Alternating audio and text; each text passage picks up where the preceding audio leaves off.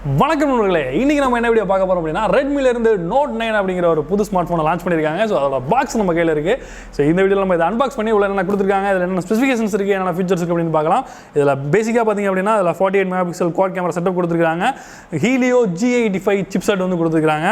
So 12,000 ரூபாய்க்கு starting ப்ரைஸில் இந்த ஃபோனை வந்து லான்ச் பண்ணியிருக்காங்க. ஸோ இதில் வந்து இன்னும் என்னென்ன ஃபீச்சர்ஸ்லாம் இருக்குது அப்படிங்கிற ஃபுல் டீலிங் தெரிஞ்சுக்கலாம். வீடியோ ஃபுல்லாக பாருங்கள். ஃபர்ஸ்ட் இந்த ஃபோனை அன்பாக்ஸ் பண்ணி எவ்வளோ என்ன இருக்குன்னு பார்த்துடலாம். ஸோ ஃபோனை வந்து நம்ம வந்து ஓப்பன் பண்ணி என்ன இருக்குன்னு பார்த்துருவோம். ஸோ பாக்ஸ் ஓப்பன் பண்ண உடனே உள்ளே வந்து ஒரு யூசர் மேனுவல் கொடுத்துருக்காங்க. அதுக்கு அடுத்ததாக வந்து ஒரு டிபியூ கேஸ் கொடுத்துருக்காங்க. ஸோ ஒரு டிரான்ஸ்பரண்டான ஒரு டிபியூ கேஸ் இருக்குது. ஸோ அடுத்ததாக Redmi Note 9 வெளில எடுக்கலாம். ஸோ இது நம்ம கையில் இருக்க கலர் வந்து பார்த்திங்கன்னா ஆர்டிக் ஒயிட் அப்படிங்கிற ஒரு கலர். ஸோ பார்க்குறதுக்கு ரொம்ப அழகாக இருக்குது, கையில் ஹோல்ட் பண்ணுறதுக்கும் நல்லா இருக்குது. அதுக்கு அடுத்ததாக வந்து ஒரு சார்ஜர் கொடுத்துருக்காங்க. இது வந்து 22.5 வாட்ஸ் வரைக்கும் மேக்ஸிமம் சப்போர்ட் பண்ணுறதா சொல்கிறாங்க. டைப் சி USB கேபிளும் கொடுத்துருக்காங்க. இந்த ஃபோனில் அவங்க கொடுத்துருக்க டிஸ்பிளே டாட் டிஸ்பிளே அப்படின்னு சொல்கிறாங்க. அதாவது மேலே வந்து பார்த்திங்க அப்படின்னா ஒரு பஞ்சு ஹோல் நாச் மாதிரியான ஒரு விஷயம் வந்து வருது. ஸோ இதுதான் வந்து இது அவங்க டாட் டிஸ்பிளே அப்படின்னு சொல்கிறாங்க. ஸோ இதில் தான் வந்து ஃப்ரண்ட் கேமரா வந்து இருக்குது. இந்த டிஸ்பிளே அவங்க ப்ரொடெக்ஷனுக்காக கார்னிங் Gorilla Glass 5 ப்ரொடெக்ஷன் கொடுத்துருக்காங்க. ஸோ நீங்கள் வந்து ஸ்க்ராச்சஸ் ஆகிறதுலையும் தவிர்க்கலாம் அப்படிங்கிறது போல சொல்கிறாங்க. ஆனால் வந்து இதோட பேக் சைடில் பார்த்தீங்க அப்படின்னா இதில் கொடுத்துருக்கிறதுல அவங்க வந்து கிளாஸ் வந்து கொடுக்கல. அதுக்கு பதிலாக இவங்க பிளாஸ்டிக் பாடி தான் கொடுத்துருக்காங்க. இருந்தாலும் பிளாஸ்டிக் பாடியோட ஒர்த்து வந்து ரொம்ப நல்லா இருக்க மாதிரி இருக்குது. ஸோ அதோட கலரும் பார்த்தீங்க அப்படின்னா இது வந்து ஆர்டிக் ஒயிட் அப்படிங்கிற ஒரு கலர் வந்து கொடுத்துருக்காங்க. ஸோ இந்த கலரும் வந்து பார்க்கறதுக்கு ரொம்பவே அழகாக இருக்குது. ஸோ கேமராஸ்னு வரும்போது இங்கே ரியர் சைடில் குவாட் கேமரா செட்டப் கொடுத்துருக்காங்க. அதான் 4 கேமரா சேர்ந்த ஒரு செட்டப் வந்து கொடுத்துருக்காங்க. அதில் வந்து ஃபர்ஸ்ட் கேமரா வந்து பார்த்தீங்கன்னா 48 மெகாபிக்சல் சென்சர் வந்து கொடுத்துருக்காங்க. அதுக்கு அடுத்ததாக பார்த்தீங்க அப்படின்னா 8 மெகாபிக்சலில் அல்ட்ரா வைட் ஆங்கிள் சென்சர் வந்து கொடுத்துருக்காங்க. அதுக்கு அடுத்ததாக ஒரு 2 மெகாபிக்சல் மேக்ரோ சென்சர் வந்து கொடுத்துருக்காங்க.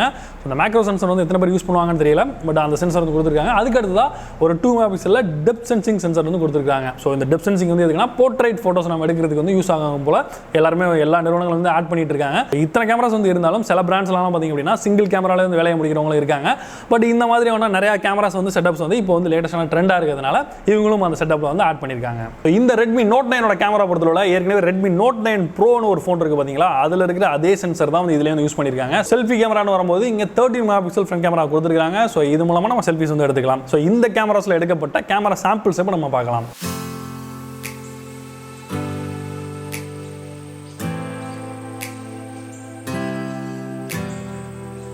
பெர்ஃபார்மன்ஸ்க்கு இங்கே ஹீலியோ G85 மீடியாடெக்கோட ப்ராசஸர் வந்து கொடுத்துருக்காங்க. ஸோ இது வந்து ஒரு கேமிங் ப்ராசஸர் அப்படிங்கிறதுனால பெர்ஃபார்மன்ஸ் பொறுத்தவரை சூப்பரான பெர்ஃபார்மன்ஸ் வந்து கொடுக்குதுன்னு சொல்லலாம். ஸோ நம்ம கேமிங் வந்து நிறைய விளையாண்டு பார்த்துருக்கோம். ஸோ அதோட சாம்பிள்ஸ் எல்லாம் இப்போ பாருங்கள். ஸோ கேமை பொறுத்தவரை எந்த விதமான லேக் பிரச்சனை வந்து கிடையாது. ரொம்ப ஹெவியான கேம்ஸையும் வந்து நார்மலாக வந்து ஹேண்டில் பண்ணுற அளவுக்கு வந்து நல்ல ஒரு ப்ராசஸராக வந்து இருக்குது. அந்த மாதிரி டே டு டே நீங்கள் யூஸ் பண்ணுறதுக்கும் இந்த ப்ராசஸர் வந்து ரொம்ப ஒரு யூஸ்ஃபுல்லான ப்ராசஸராக இருக்கும். பேட்டரியை பொறுத்தவரை 5020 mAh பேட்டரி கொடுத்துருக்காங்க. ஸோ இந்த பேட்டரி வந்து பார்த்தீங்க அப்படின்னா நீங்கள் ஒரு நாள் ஃபுல்லாக நல்லா யூஸ் பண்ணீங்க அப்படின்னா கூட ஓரளவுக்கு வந்து ஒரு 9 மணி நேரம் 10 மணி நேரம் தாங்கக்கூடிய அளவில் இருக்கும். நார்மலான ஒரு ஆவரேஜான யூஸ் பண்றவங்களுக்கு 2 நாள் வரைக்கும் கண்டிப்பாக தாங்க முடியும். சார்ஜிங்கை பொறுத்தவரை இதில் பாக்ஸ்லேயே வந்து 22.5 வாட்ஸ் சார்ஜர் வந்து கொடுத்துருக்காங்க. பட் இந்த ஃபோன் சப்போர்ட் பண்ணுறது பார்த்தீங்க அப்படின்னா 18 வாட்ஸ் சார்ஜ் தான் சப்போர்ட் பண்ணது இப்போதைக்கு. இன்னும் வந்து அவங்க வந்து அப்டேட்டில் இது வந்து நாங்கள் 18.5 வந்து லிமிடெட் பண்ணியிருக்கோம், சாஃப்ட்வேரில் லிமிடெட் பண்ணியிருக்கோம். இது வந்து 22.5க்கு நாங்கள் மாற்றுவோம் அப்படிங்கிறது போல் ஷாமிலேருந்து சொல்லியிருக்காங்க. ஸோ அவங்க மாற்றுறாங்களா என்ன அப்படிங்கிறது தெரியல. ஸோ அவங்க மாற்றுறதுக்கப்புறம் வந்தது அப்படின்னா நம்ம அப்டேட் பண்ணுவோம் என்னங்கிறத.